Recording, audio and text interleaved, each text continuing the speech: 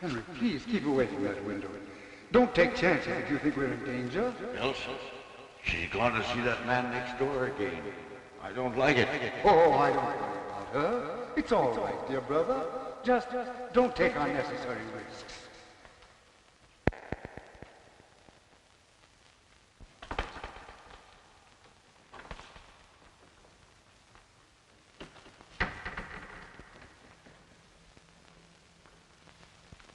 She's gone next door again. I know it. I saw her. Yes, sir. What you'd like to know, Elsa. Good afternoon, Miss Berton. How are you doing? Fine, Miss Carson. Thank you for asking. Go right in. Hello, Mr. Bernard. Hello, Elsa. Sit down, please. I must have started something when I introduced you to Landis. Why? What do you mean? Did you come over just to have tea with an old man? Or is someone else? I don't know. Of course, if Jim dropped in. Oh, him now, is it? Well, Landis is a fine chap, all right, but detectives shouldn't get married. Not until they retire. What do you mean? How about that lady who lives next door to us? Mrs. Tallman? Oh, you're right and I are just old friends. So I've noticed. Say, if you get any more crazy notions about me, you can meet Landis in your uncle's home instead of my garden. If you knew how I've hated my uncle's house, and now it's even worse. I've wanted to talk to you about this, Mr. Bernard. I don't feel that everything's right with my uncles. Financially? Oh, no, it isn't that. It's just little things I notice. Well, tell me some things, Elsa. Well, none of them seems anything by itself. Oh, I suppose it's natural enough for two elderly men not to venture out of the house after dark. Anyone might hate to sit in a lighted room unless the blinds were drawn, and anyone might be nervous of burglars or fly into a rage at the mere mention of peddlers. Well, how long have they seen you?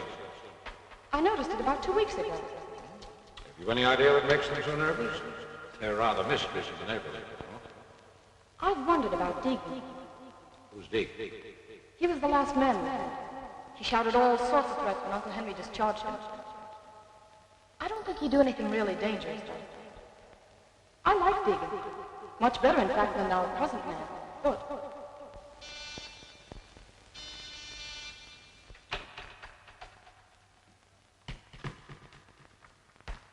Afternoon, Mr. Bernard. Hello, Elsa. Sit down. I'll pour you some tea. Are you all through? Yep. Have my man in jail and my work here is finished. I'm going to town tonight. Give my regards to all the gang at headquarters. I surely will, sir. But don't think for a moment you're forgotten. The old-timers all hold you up as a shining example to me.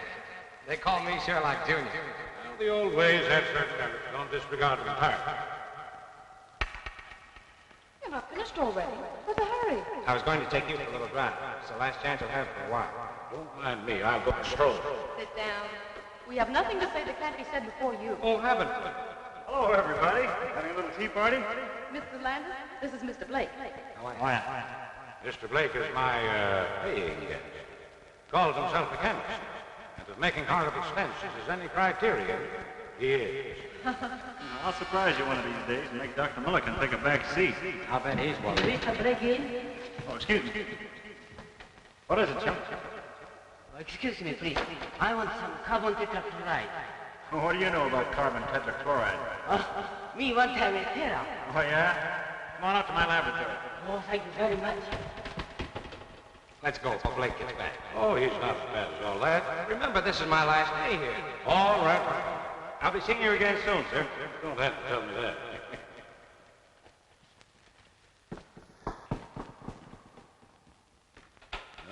What a glorious thing youth is. Pity it's wasted on the young. I beg your pardon, sir? Oh, nothing. Aren't you going to let Mr. Blake have some tea? What's the matter, Blake? Oh, nothing. Is Miss Carson gone? That's your hated rival, Kitten. Who is he? Oh, a youngster who got on the detective force to a political pull and upset all predictions by making good. I should think she's better than that. She'll inherit all her uncle's money, won't she? Yes, and the old misers are quite wealthy, too. You said you'd see the way was clear for me, and you haven't kept your bargain. Civil tongue in your head, you pup. You better talk to her, Or what?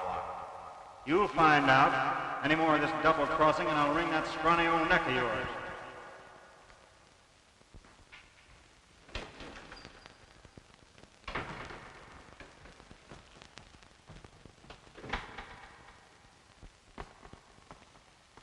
Won't you please say yes, dear? I can't now. Oh, it's no use pretending I love my uncles. I don't. They wouldn't let me when my mother and father were killed and I first came to live with them. But they need me, Jim.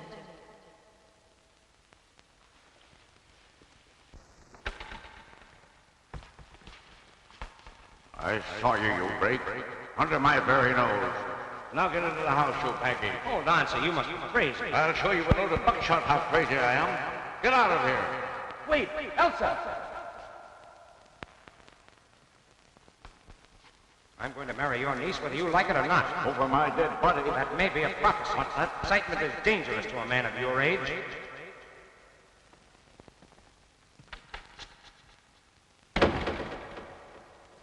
Thank you.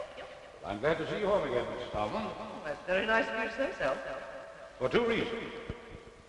Have you seen Elsa's uncles lately?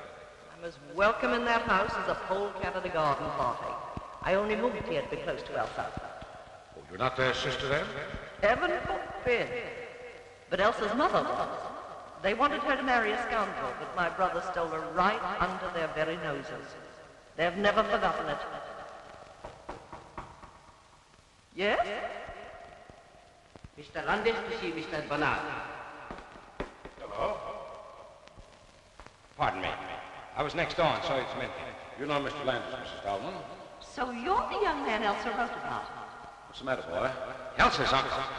I'm not going to have us subjected to those insults. What insults? What did he do? A couple of things that I won't stand for, and said that I would marry her only over his dead body. It's not a bad idea. What have they got against me? Perhaps they don't like the necklace. Just what do you mean by that? Well, nothing, but they won't even speak to me, and I'm retired. I've decided not to leave tonight.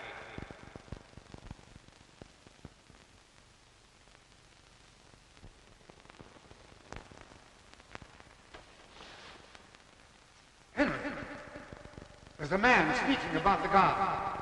What'd you tell me about keeping away from the window? What are you trying to do? Make a target of yourself? But whom are you afraid of? You'll know soon enough if you're not more careful.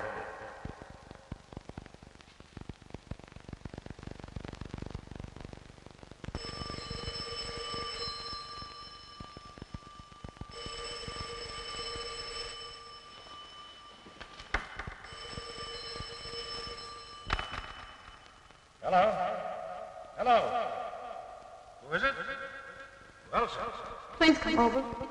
Something terrible has happened. I'll be over as soon as I get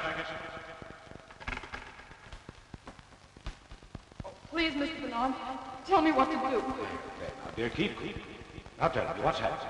Uncle Henry. In there.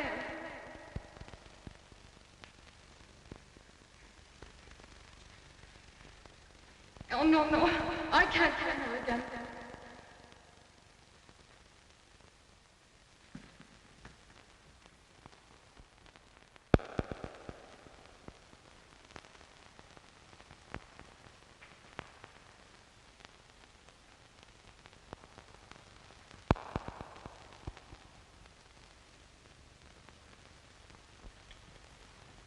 Hello, Doctor. Henry Carson's in there in the library, stabbed in the back. Great Scott. Murder?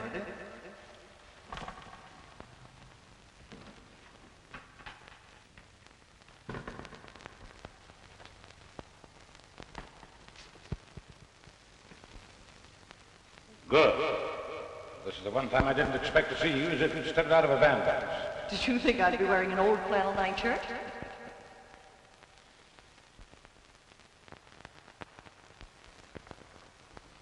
There. It was a dreadful shot, wasn't it?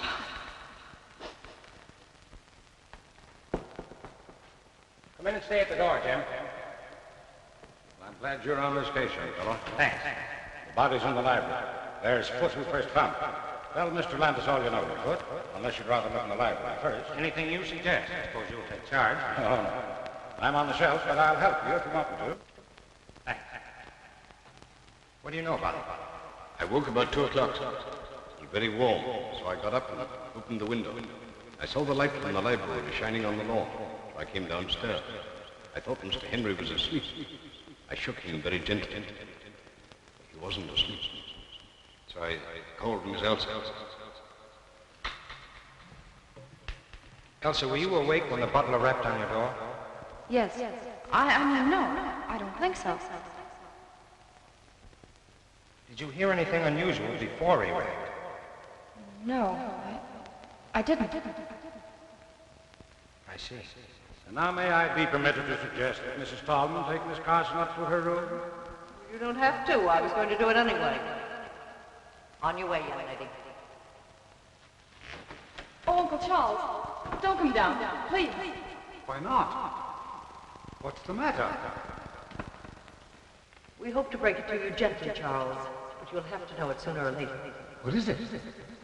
Why don't you tell me? It's Uncle Henry. He's dead. Dead. Henry. I knew it. My poor brother. I'll go next.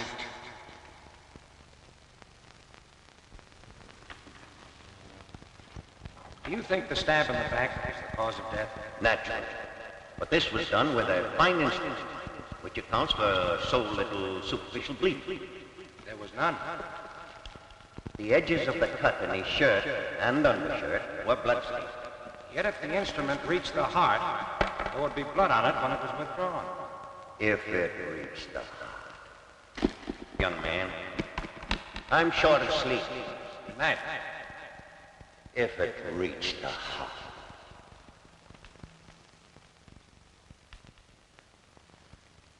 Seems annoyed, doesn't it? Well, naturally. First you doubt the wound as the cause of death, then you talk about it having reached the heart. That's right. So I think I'll be saying good night too. Now listen. I don't want to bother you if you're not interested, but I'd be mighty grateful for your advice and assistance. Will you help? Well, if you put it that way, I'll do it like that. Okay.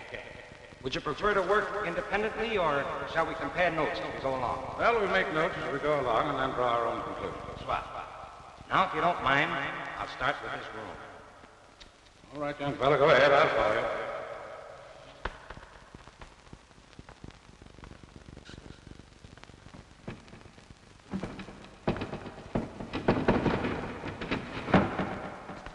Evidently, the murderer didn't come in by the window. Well, there's no sign of struggle. Carson was stabbed without warning as he sat at his desk, not moved to that position after. I'm with you on that.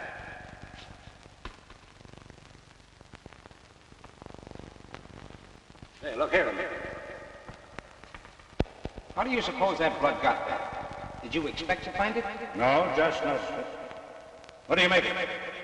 I don't make anything of it unless someone cut himself accidentally. Carson's wound never bled like that. Look, there's a little mark here, too, in line with these spots, where a sharp point scratched the shellac. That's interesting. Someone dropped a sharp instrument here that had blood on it, and the blood dripped over it. Well, for the present, that explanation ought to serve. Where's the weapon? I haven't seen a sign of any possible weapon, blood-stained or not. What's that on the little table by the sofa?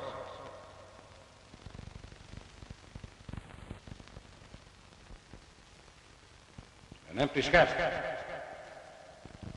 Doesn't look as though it would fit the weapon that inflicted the wound. Possibly not. And that's interesting, too. But where's the weapon that belongs to it? Might be worth finding out. Well, we'll look into that tomorrow. Meanwhile, is there anything more you want to do tonight? I don't want to keep you up. I'd like to sleep on this with as much information as I can get. You know more about the household than you were here first. All right, come over to my house and I'll give you 15 minutes.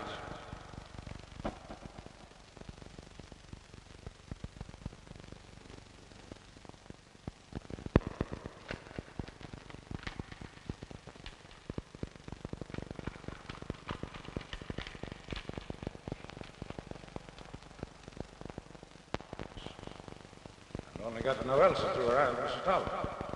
Well, that about covers everything. Well, except Peter Blake, my lodger. What is he to do with it? Oh, probably nothing. He's had his eye on Elsa for some time, and he knows she'll inherit her uncle's fortune. Well, as far as that goes, I could be suspected myself, or Mrs. Tallman. Remember what she said. Well, now there's something else. Elsa was very agitated at the cross. I wouldn't let me send for the police. It struck me as, well, unusual. She naturally wants to have the murderer punished. Yes, I think so. Yet when I asked her that she send for her aunt, she stammered a very poor excuse. But you did send for her. Oh, yeah. Now, don't misunderstand me. I don't for a moment suspect either one of these two women. But there's something peculiar at the back of Elsa's attitude. She's fond of her aunt, isn't she? Oh, devoted. Well, I guess that's true. Well, yeah. Let me show you what I found. I found it beneath the dead man's hand.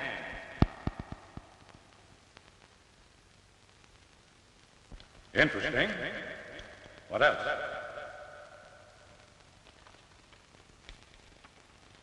A dead mouse. That's interesting, too. It's prima facie evidence against the housemaid, but it's not just the kind of evidence we're looking for, is it? Maybe not. Who knows? Good morning, dear. I wanted a moment with you alone before Bernard arrives. Let's go to the city room. I'm afraid I've long shut this morning. I hardly slept all night. I know the shock must have been terrible.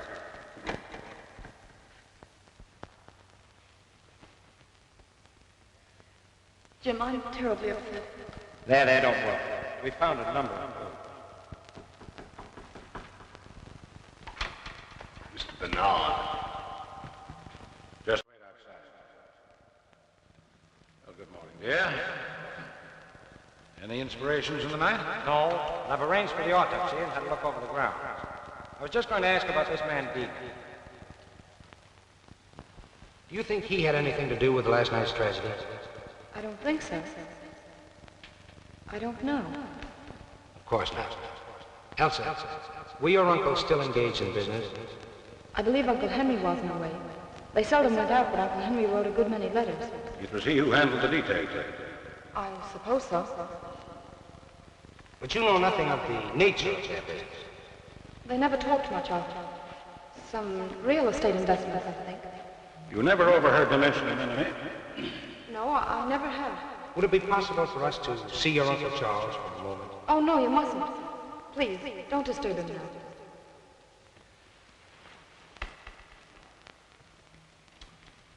You know what he meant when he said, I knew it. Only that he's been afraid of something for weeks. Do you know of any quarrels your uncles may have had with anyone? Anyone at all recently? Who mind me? If I'm guilty, I'll prove myself.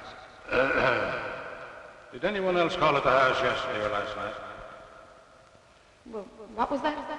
Did anyone else call yesterday or last night? I don't think so. Won't you let me go? Before you go, may I ask you one more question? What is it? I just want to know whether you saw anyone other than the regular household about the place last night before the tragedy. No, I did not.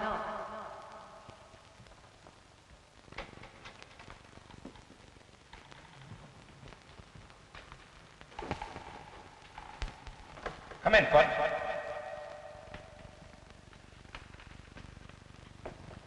Sit down.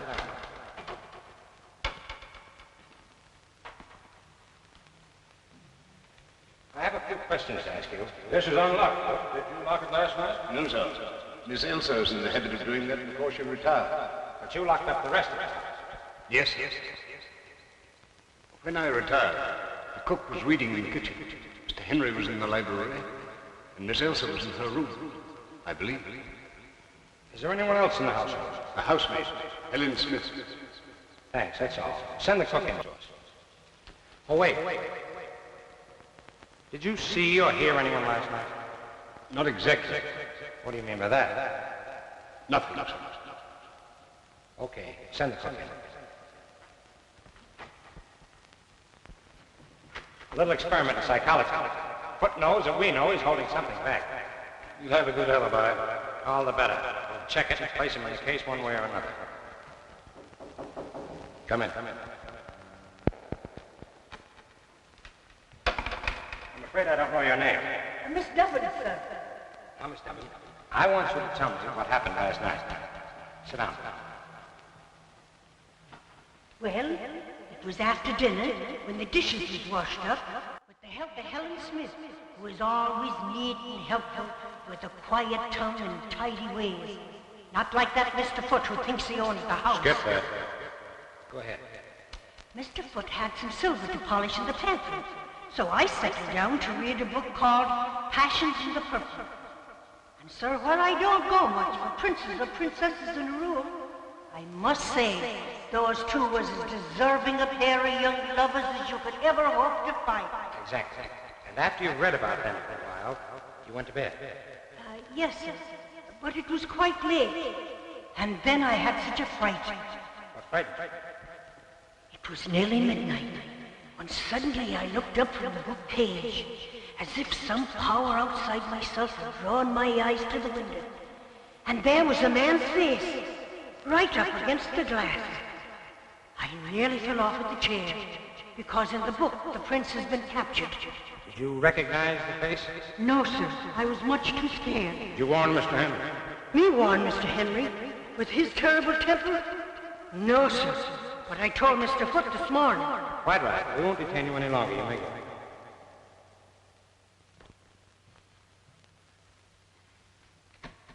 Well, that's that. What do you make of it?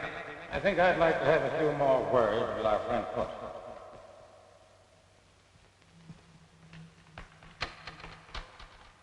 Foote! I find we have a few more questions to ask you. Yes, sir? Have you put down any poison against rats or mice lately? No, sir. I didn't know of any having been put down. Say, by the way, why didn't you tell us about the face at the window last night? Slipped my memory. A few minutes ago, I asked you whether you saw or heard anyone last night. You answered, not exactly. Well, sir, I told you that I woke up shortly before 2 o'clock. I woke before that. Around midnight, I believe. I was awakened by voices. A voice in it. Did you recognize the voice? Did you recall any words? No, sir. I felt sure I'd been awakened by a voice. Did you get up? No, sir. Why did the murdered man fire deep? Sure, I don't know. What hold did you have on Henry Carson? Make him fire a good man without cause, just to make a place for you. You'll excuse me, sir. I don't know what you're talking about. Did you ever hear of Foxy Wilder? No, sir. That's all. Send in Miss Smith.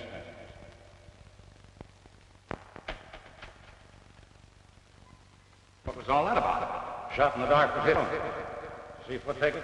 Certainly did. Who the man? Forger that I haven't seen for 15 years. He was arrested twice, but wiggled out of both convictions. We have his fingerprint, though, and I'm practically certain he's the scent. The idea that he might have had a hold on Carson in the past is interesting. Yes, very interesting.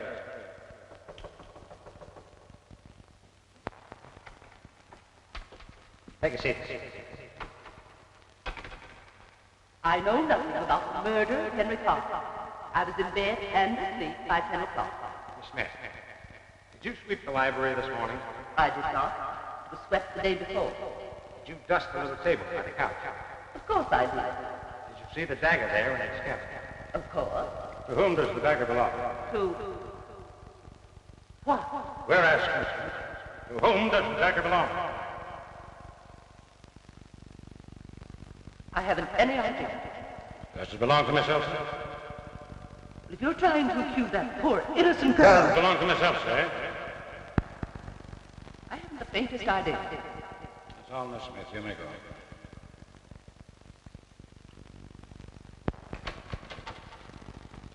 Well, you found out what you wanted to know. Now, look here. You don't imagine that Elsa... I imagine nothing. There's a lot of things I want to know.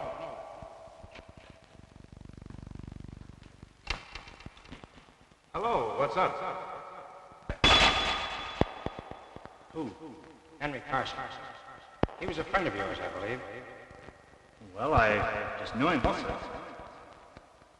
What are you, doing here, Mr. Blake? Oh, just experimenting.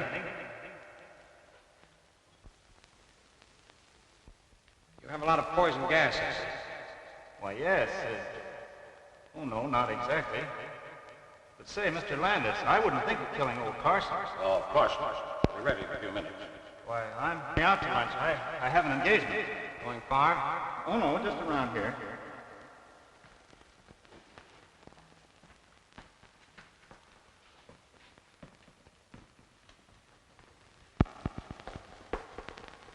Hello! Well, you've just missed lunch. What's the bag for? Uncle Charles insisted I come to stay with you. Well, wonders never cease.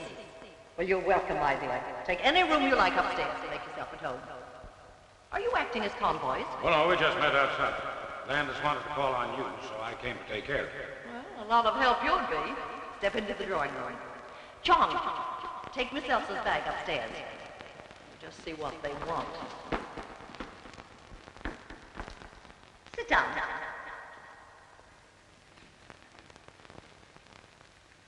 You want to talk to me? Did I or did I not kill Henry Carson? That'll do for a start. Well, what do you think? You're a detective? You'd be surprised at the number of charming-looking women that permit themselves the luxury of murder. You know, I'm beginning to like you. But you haven't answered my question. I'm not going to, young man. Find out for yourself. I'll admit I once shot a man, but it was a very poor shot and I was terribly ashamed of it. Carson's death was no great grief to you, was it? No. I'm a good hater, as anyone who is unkind to Elsa will find out. Have you been in touch with the Carson house lately? Let's see. We talked it over last night. But we couldn't imagine who might have done it. I mean, were you in touch with the Carson house, Mrs. Tallman? Why, I haven't seen Aunt Marion for days. But you talked to her. After we found Uncle Henry, Aunt Marion came over here. Don't be silly, child. She telephoned me last night about 10 o'clock and asked me to come over. Why didn't you tell us that, Elsa? What has telephoning my aunt to do with the murder? It might have a lot to do with it. Did you go? No. I knew that a row with her uncle would just make matters worse for her. Was it because of the incident between your Uncle Henry and me? Yes, he was much worse after you left. Now, you mustn't let our visit upset either. Oh, certainly not. But on the other hand, Mrs. Tallman, I must ask you not to attempt to leave town. I have no intentions of leaving town. You'll find it very hard to arrest me while Charles is still with me. Good afternoon, gentlemen.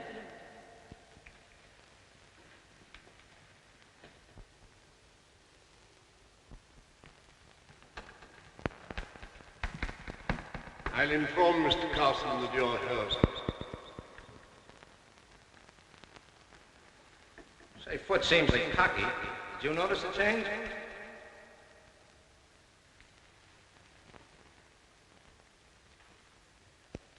What's the matter? Never going to speak to me again? Look here, young fellow. What is the idea of that flash cracking stop? Too bad if it turns out to be her. You go chase. Well, gentlemen, here I am. Be seated, gentlemen.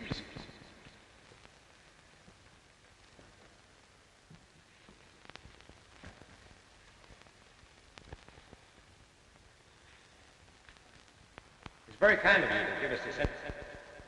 We have no definite clue as yet, so we've been forced to come to you for help. I'm afraid there's little help that I can afford. You see, my brother was a good man, but he had a violent temper, which made him many enemies. Cause for your nervousness. Figure sneaking about the grounds. Yeah, and at what time? I was reading in my room late at night. When I put out the light and opened the window, I figure there by the hedge. You just come in at all? No, it was dark. Did you hear anything last night? I was very tired and I didn't wake up until Foot called me. I'm sorry I can be of so little assistance, but I'm here. Answer yourself, sir, you have to. You said something about being the next to go. Yes. I regretted those words the moment I had spoken. I had wished to frighten Elsa more than she'd been frightened already by the tragic fate of others. Mr. Carson, what do you know about Foot or Butler? Why, almost nothing. My brother hired him, I think, because of a letter that he wrote asking for a position. Foot is a friend out of the past.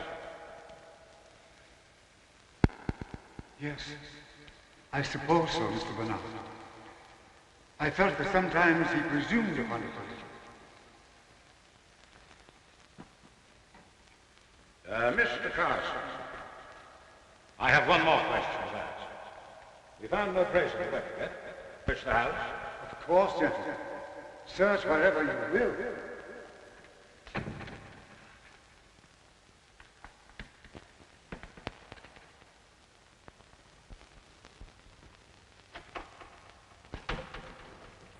No use looking in there. If it were hidden among her clothes, she'd have found it herself.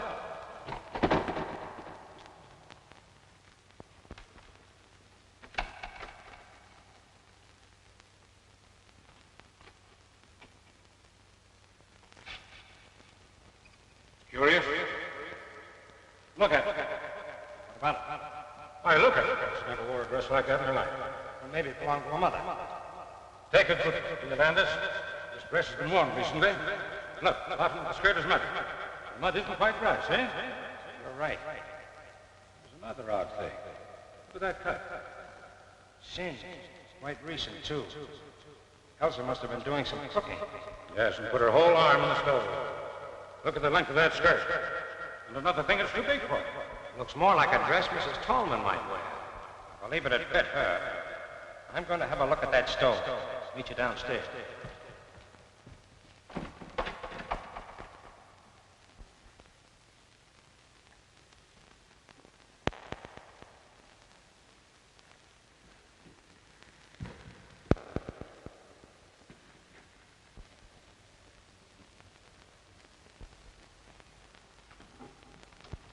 Excuse me, John.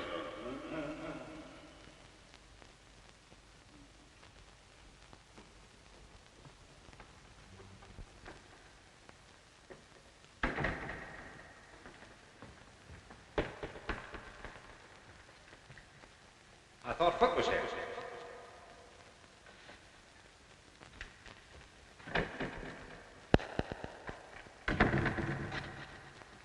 Foot. Do you remember anything more about the voice that awakened you earlier in the evening? I really don't remember anything more than I told you, sir. Well, do me a favor and try hard to remember now, will you? I'll try, sir.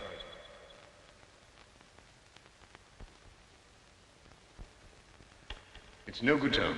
I really can't remember, and I don't want to lie about it. All right, keep on trying. I'll do that with pleasure, sir.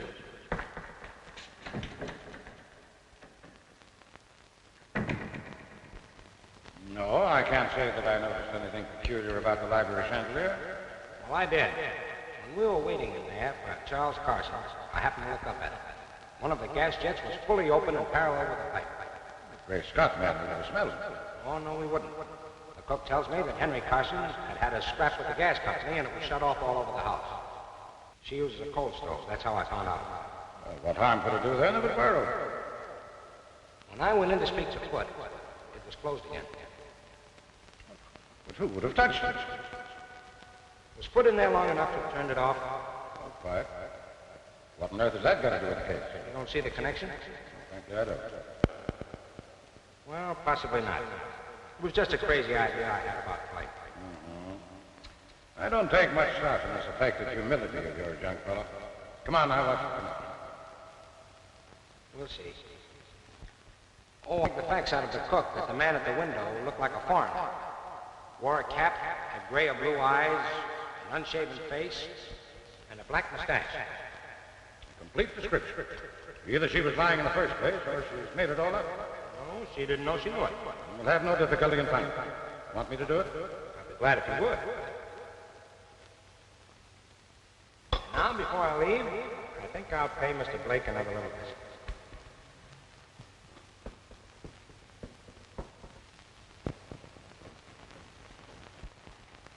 Look here, what do you want to know all this for? You prefer not to answer?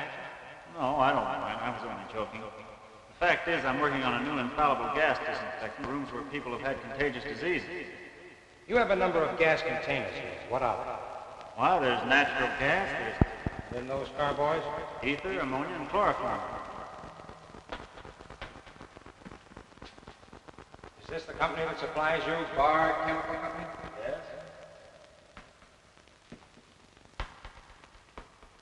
Anyone come in here? Well, there was Chong, you know. But wait, that fellow Foot from over at Carson's was in here one day. What did he want? Oh, I promised Elsa a good cleaning fluid for her gloves, and she sent Foot over for it. That was 3 days ago. What time did you go to bed last night? Oh, about 20 minutes after 11, I think. You didn't go out? No, of course not. You're lying. What makes you think so? What time did you go out? Oh, about 10:30, I guess. No harm in going out for a breath of air. Where'd you go? Look here, you haven't any right to come here trying to third-degree me. You don't care to answer? No, I don't. Well, wait a minute. What are you going to do about it? nothing for the moment. But when you get ready to tell me what you were doing on the night of the murder, let me know.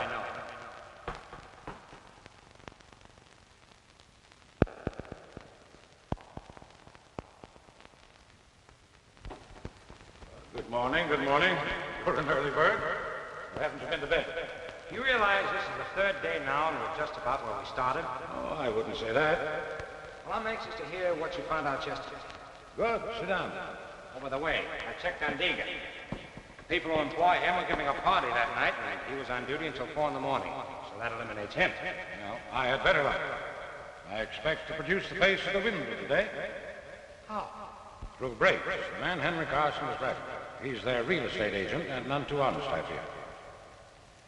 I found out through Briggs the Carsons own a number of tenements that he bought for them under an assumed name. He also admitted that there have been a number of fires in those buildings lately, obviously set fire. Are the buildings heavily insured? Yes, but that doesn't seem to be the angle. In fact, Henry Carson told Briggs to take steps to stop the fire. Briggs engaged the private detective, but the fires didn't stop.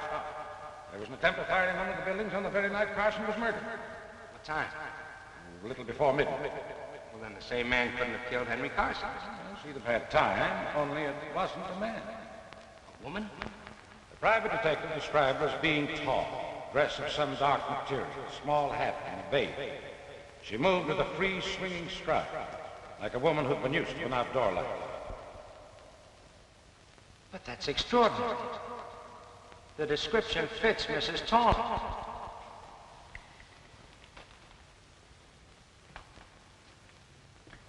I knew you'd say that. I asked Charles Carson if he had any clue to the firebug. He's got someone in the back of his mind, but he wouldn't say. Though he hinted that the firebug and the murderer might be the same person. You think Mrs. Tallman couldn't have done it? That dress in Elsa's room. Well? If she had just escaped arrest and thought somebody was following her, and instead of making for her own home, she made for the Carsons. Henry Carson admitted her and swore at her for disturbing him. His voice, or hers, woke Foot. In the heat of the moment, she picked up the dagger, stabbed Carson, then hurried home.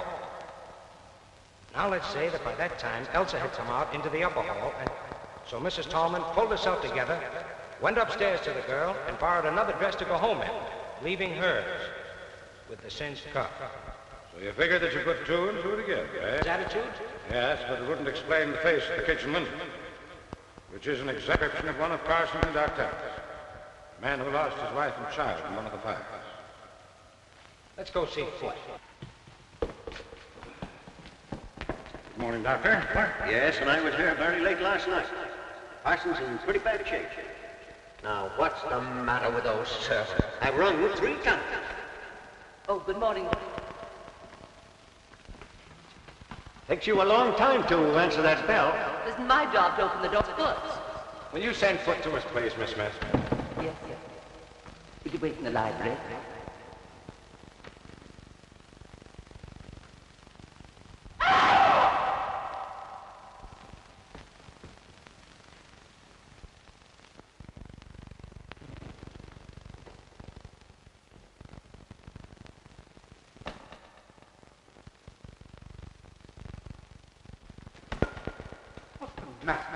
What's happened? Foot! Foot! Oh, Mr. Landis. What's the matter? Foot isn't here, sir. The fact is, Mr. Carson, Foot has been injured. What? How could he be? He had no business leaving the house at this hour of the day. Dead. Dead? Foot? Oh, nonsense. Now, don't get excited, Mr. Carson. Foot was killed last night. Murder? Was he killed here? Mr. Landis, was he killed here? That's right. What does it mean?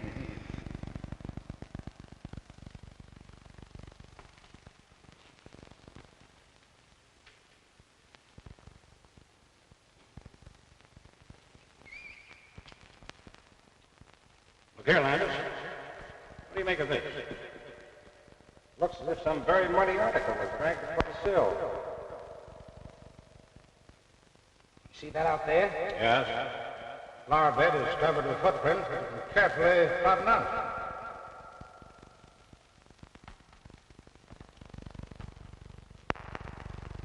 Did you look at... Oh, traces of... Your eyes are better than mine, young fellow. He must have dropped his dagger in the mud. Or buried it after the first murder and dug it up again to get us. Another murder, all right. Exactly. He's been dead probably 7 or 8 hours. He died instantly, or very nearly so. The wounds are very similar, and were probably made with the same instrument with which Henry Carson was stabbed. Just a minute. Where are you going? Let me go. Keep your hands off me, Kimbrough. What do you mean, poking your nose into other people's business? Asking me where I'm going. Stop that noise. Mr. Carson down here again? Well, I'm not going to stay in this house to be murdered, too. Go back to the kitchen. If you try to leave this house before I give you permission, I'll put you in jail.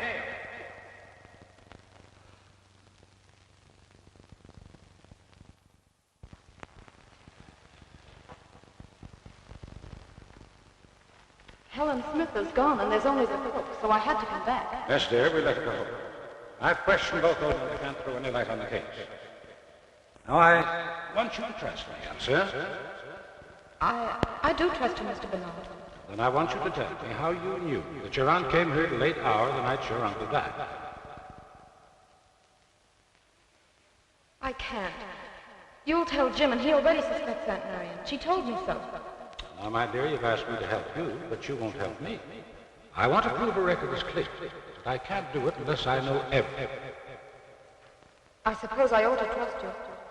I know you wouldn't say that, just find out. No, I wouldn't. All right.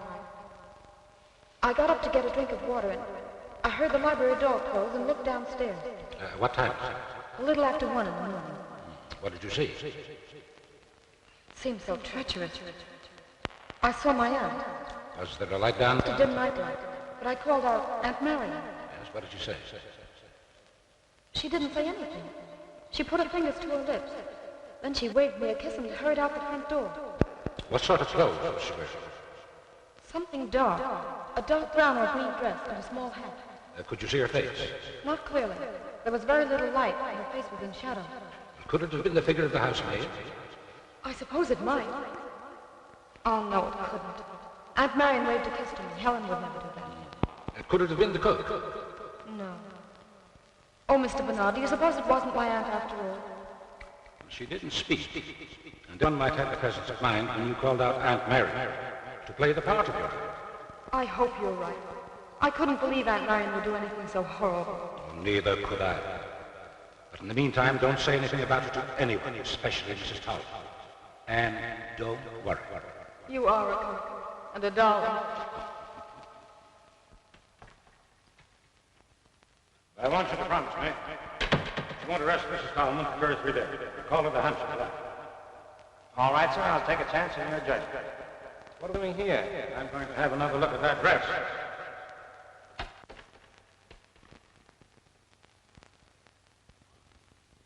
Gone. Gone. I'll have a chat with Elsa about it.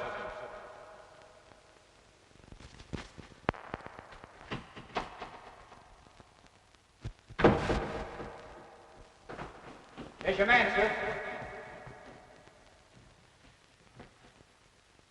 Is this the man you saw at the window? It's the very man, sir. We have a few questions to ask you. Come in here.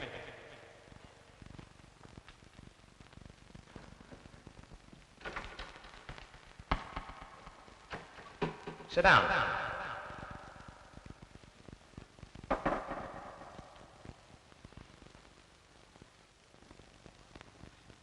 Honest gentlemen, I don't know nothing about it. Don't worry about that now. We haven't accused you of anything yet. Now, you tell us your story in your own way. Well, it was like this. A month ago, I was a contented man with a wife and a baby. He was just pretty kid.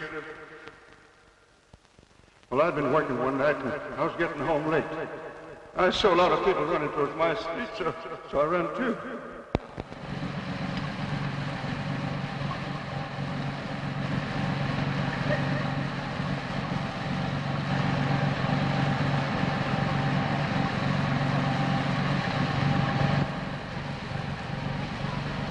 Back. But my wife and kid, they're in fire. Everybody's out. My wife and kid, all they say. There was a woman and kid, but they took them to the hospital. Hospital?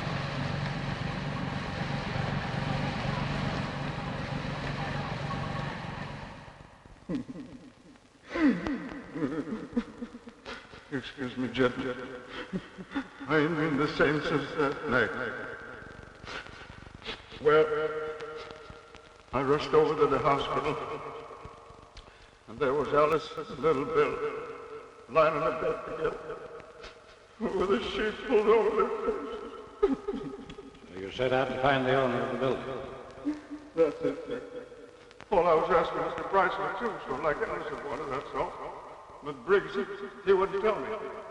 So a friend of mine in the fire department, he made him skull the names of the owners and their address. So you came out here? That's right, sir. But I couldn't get here till late because I got mixed up finding the place. Must have been about 11:30 by the time I got there. What did you do after you got to the house?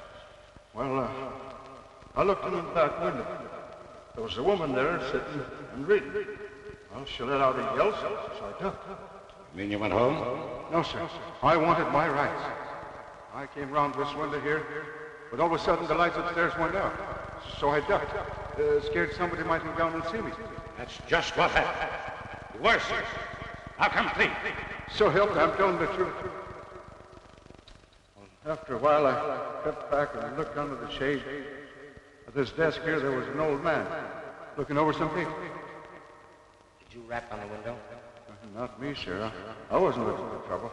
I just walked along the house to see what's gone in the corridor, to see if they was rich. The garage was empty, so I went home. Is that all? I guess that's all. But I didn't murder the old man. You better tell us everything, Val. Oh, what's this? You wouldn't believe me. Why don't you try? It was like this. The garage was all dark inside. But I carried a torch. Just as I took it out, something hissed from the back of the garage. Hissed? Yes, sir, I'll swear. It scared me so bad that I ducked. Then how did you know there was no car there? Well, after a while I came back, flashed on the torch, and that time I saw it. Well, what was it? I said you wouldn't believe me, but I'll take my oath it was a snake, wiggling away toward the back. You sure it wasn't a long red herring? I'll take my oath it was a snake. So you went home? Yes, sir. I went straight home as fast as I could. You're never near this place before? Well, I never found out the address till the day before. How can I come? You came again? I never did, sir. I never came near that place again. You came here last night. Crept in. Stabbed another man at that desk, just as you stabbed Henry Carson. I didn't, sir. I didn't. I swear I didn't. Where were you last night at the midnight? I was in a picture show. Anybody with you to prove it? No, sir. I went alone. I'm going to send this fellow home now, but don't lose track of him for a few days. All right, Frank. You can go home now. Home? And I'm going to see what I can do about raising the price of that tombstone. Thank you. Thank you, sir. Well, what do you make of it? Well, that was shot in the dark. It didn't strike home. Let's see else about that dress. I'm convinced that dress was worn by the woman she mistook for her aunt. Do you really think it possible that it was Helen Smith or the cook? I didn't take the Helen Smith. She showed a vicious temper and was quite callous at leaving Elsa alone. And for a good cook, Miss Devon strikes me as being unconvincingly brainless. She told the truth about the man at the window. Yes. She was the only person in the household who was up late the night that Henry Carson met his death. And so far as we know, she was alone downstairs with Foot last night when he died.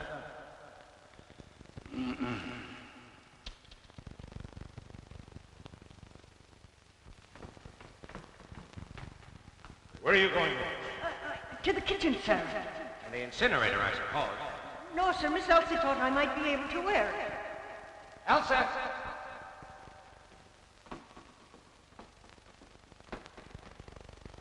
Did you give this dress to the cook? Why, yes. I found it at the bottom of Foot's trunk.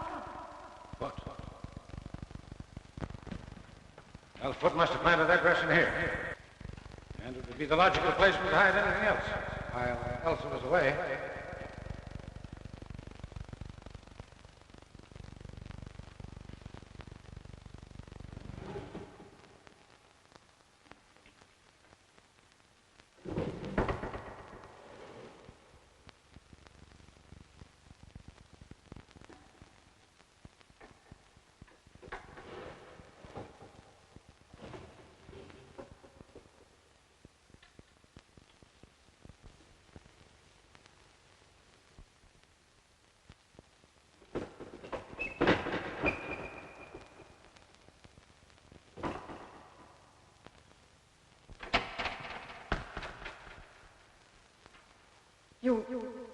You found it.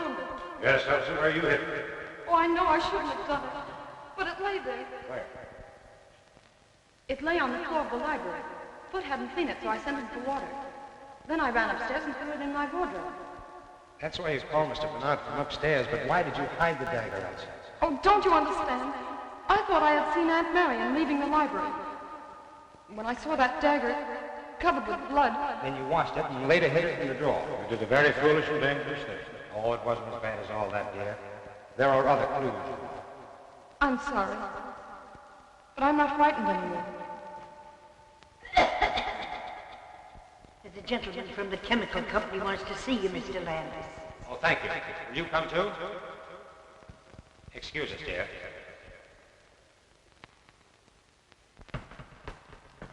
Did you see Blake? No, I didn't. What new theory is this? It's not a theory. I had the chemical company send out Mr. Watson here to examine Blake's laboratory. What'd you find, Mr. Watson? The pressure is good in all the gas tanks except the carbon monoxide. Which means?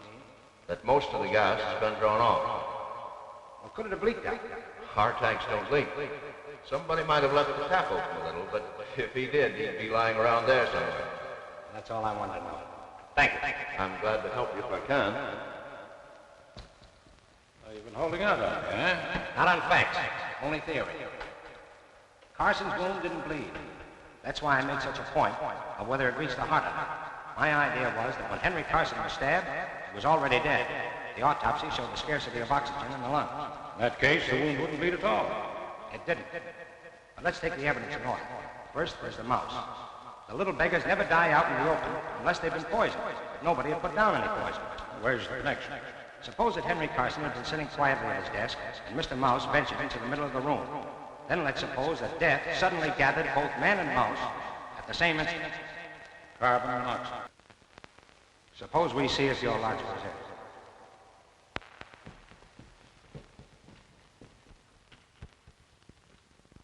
Well, it looks like he's skipped. I'll broadcast his description. We'll soon pick him up. Say, Landis, how do you figure the gas got in the light? From the gas jet to the chandelier. Blake tapped the pipe and let in the carbon monoxide from the tank. Sounds interesting, but I'm inclined to think it's all moonshine and coincidence. Now, how would that hook up with the stabbing of Henry Carson and the stabbing of Foot and the dagger and the disappearing dress and the woman in the hall? Were they all in the plot together? We're not even sure that Foot and Carson were stabbed with the same dagger. We're sure they weren't. Elsa hid it long before Foot was murdered. Oh, quite so.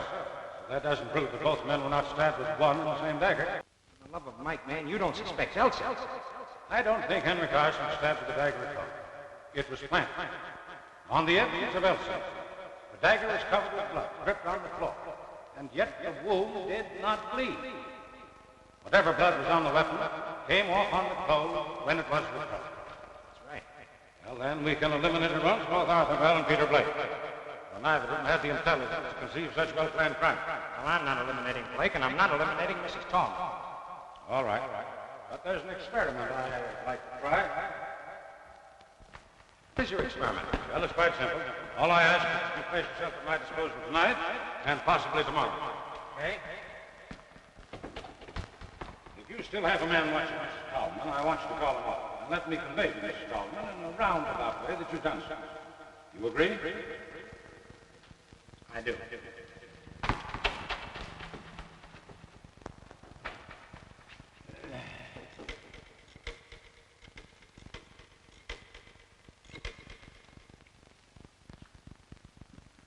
Hello, Elsa. I think I have some good news. Landis has agreed to remove the man who's watching Mrs. Tallman.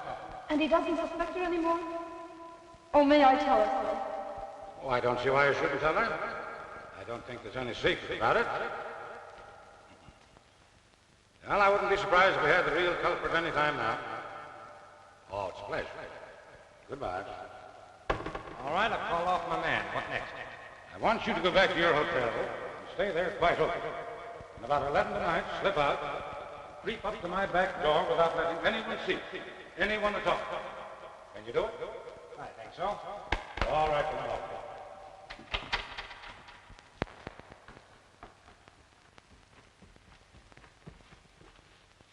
I'm going to undress. You wait here until I come out again.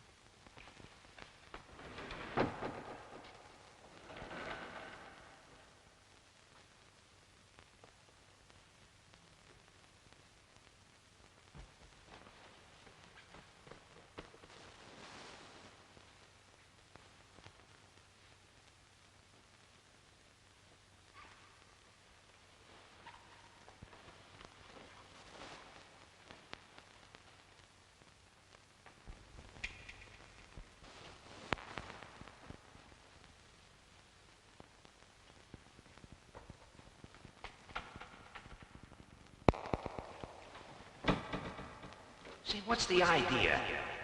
That's the experiment. Don't talk, not sound.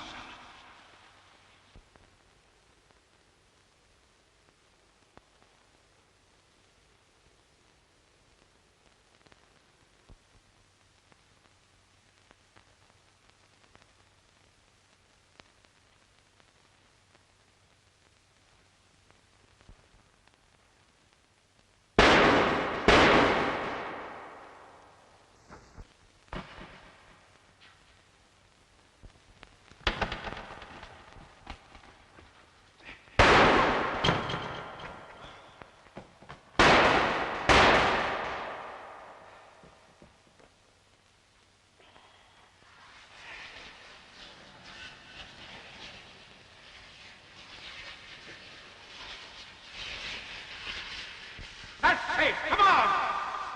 Are you hurt bad? No, just briefly. Hurry, we must catch him.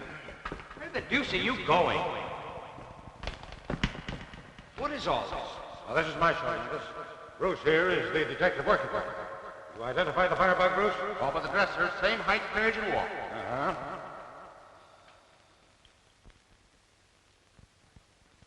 Mr. Landis, I know that I've done wrong.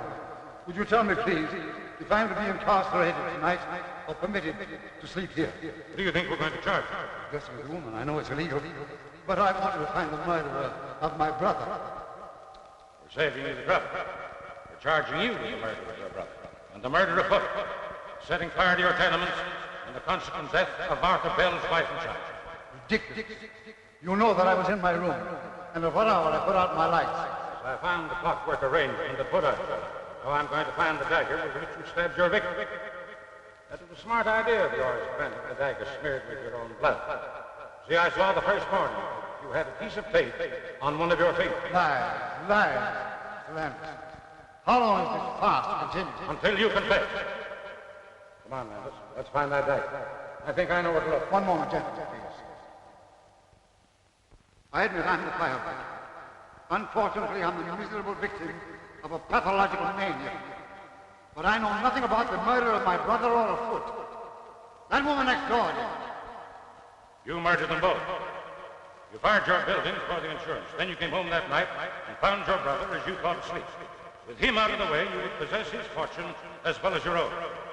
You saw the letter he was writing to Briggs, and you stabbed him to put an end to him and his interference. Mad. Elsa Carson who came down and found you and Tallman in the top. He proceeded to blackmail. You lured him into the library where you stabbed him as you did your brother. Pray, tell me, where is the weapon with which you imagine I killed my poor brother and foot? It isn't in the house, so it must be somewhere in your course between the front door and the side door where you re-entered the house. Come on, Landis. Look around over again. Right. Oh, you've got your flashlight? Well, we'll take Carson along.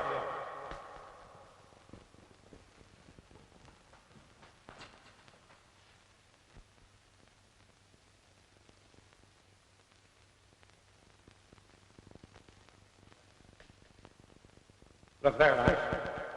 Doesn't seem strange that such a tall branch could die to such a short stake.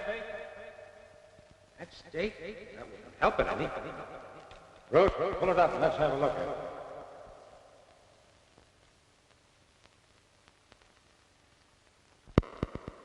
That accounts for the mud on Foot's back. You win, Bernard. But it took you a year to do it. But I got you. The last crack. Okay, Bruce.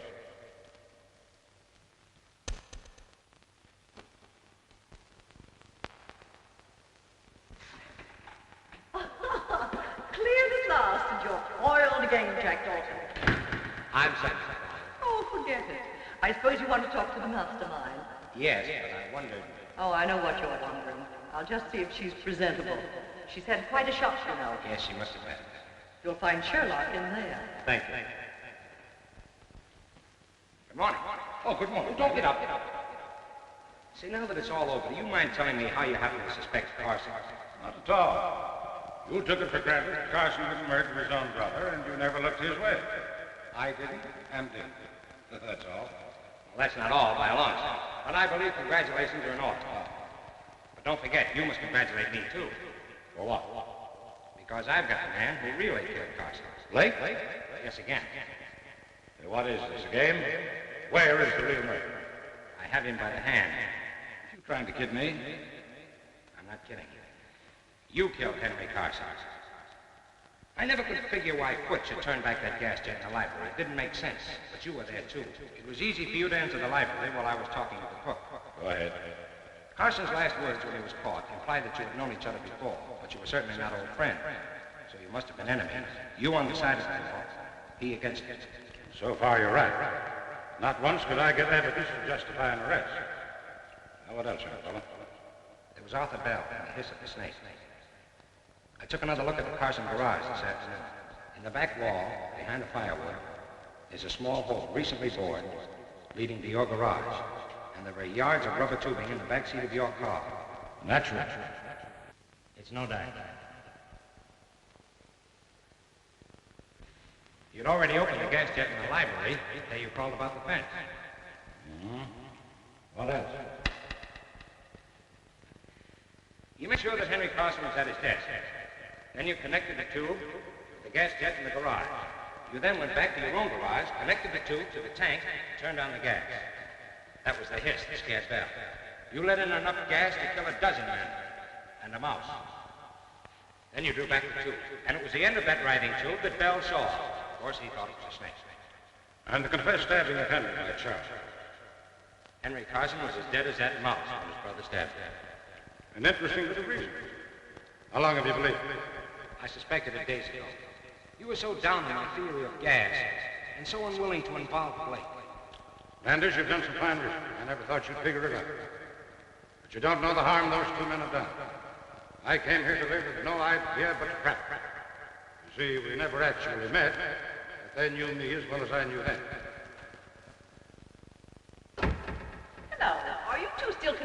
suspecting each other. You're pretty good.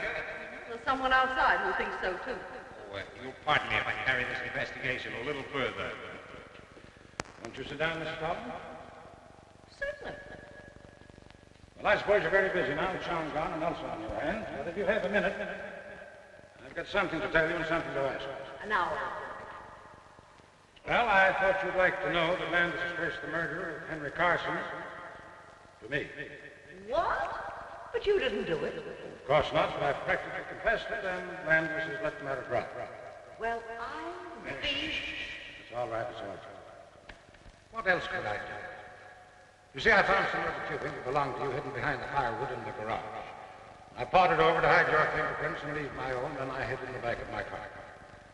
But will you tell me, please, in confidence, how you got that tank of carbon monoxide to asphyxiate Henry Carson last night?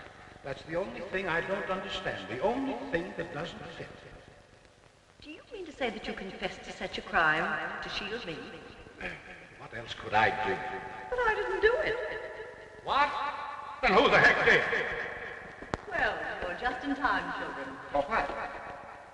You accused Mr. Bernard of killing Carson.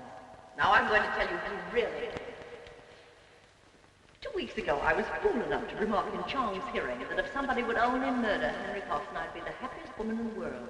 The morning after Henry was killed, I remembered. And knowing Charles' devotion to me, I accused him of it.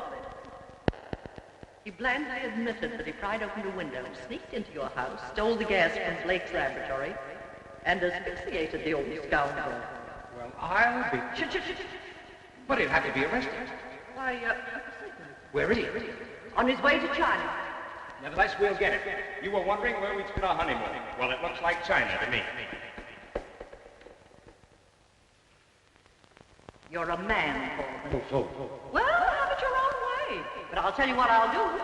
I'll marry you. Who asked? Hold your tongue. I'm not asking you, I'm telling you.